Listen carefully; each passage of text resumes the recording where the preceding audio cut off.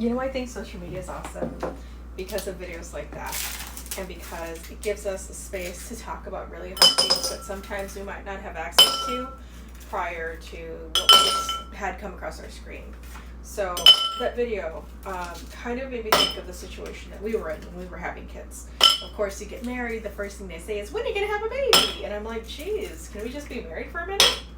And then we were married for a while, and the babies wouldn't come. So every time somebody would ask us when we were having a baby, it was kind of like a dagger, you know? And thankfully, I didn't need to go through any fertility treatments. We didn't have any losses, which is a blessing in itself, because that's actually a lot more common than you might understand or know. I wasn't even privy to that. I didn't know that until I knew so many people later on who had sustained losses. But I remember one of my friends, I had asked her a question of like, hey, are you guys planning on having any more kids? And her response was, no. Why? I don't need a girl, because she had only boys.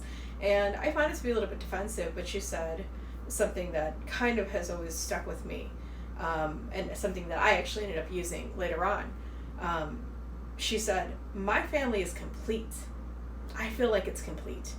And having another boy or a girl wouldn't change the family dynamic, wouldn't change how she felt about it being complete.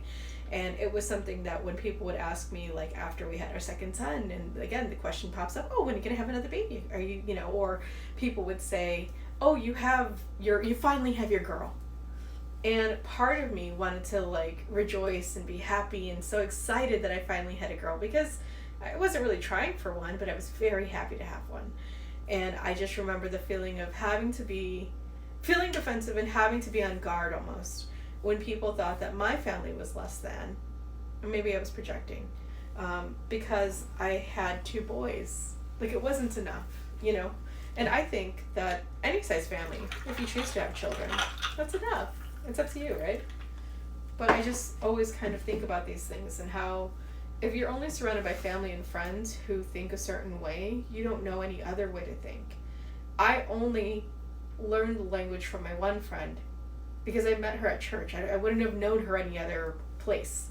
So seeing her say that, watching her life, and then living life right next to her, it was very comforting to know that it was okay to be myself and to kind of accept things as they are.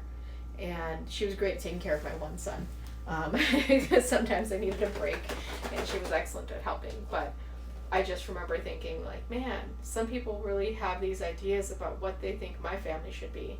And I wish I would have stood up for myself a little bit more to say, like, dude, it's cool. Like, I'm good with what we have, I was always happy to have the one. And I was always happy to have the second and the third.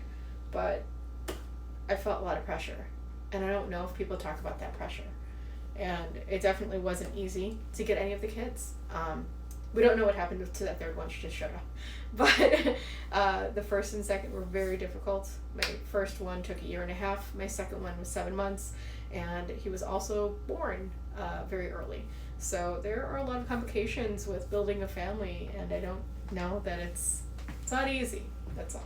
That's all I wanted to say while I make my coffee. And watch that video. It was a very good video. I love that lady. She was great.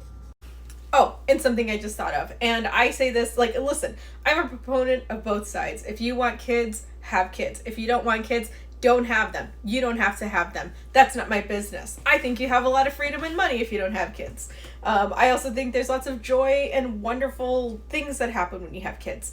But beyond that, the question that I ask people to ask themselves when they are debating whether or not they would like to have more kids in their family is the same question I ask myself. And this is how I've determined how to have more kids. Now, I still do want to have the 4th, but I did get to have the 4th when I was taking care of my cousin's daughter, and that was a wonderful time that led to an emotional breakdown. So there's a lot going on there. It was not the baby that did that, but it was, it was a lot of stress having a baby in a family of 4 when I wasn't quite really emotionally ready to. But the question I ask is, will I regret having more children?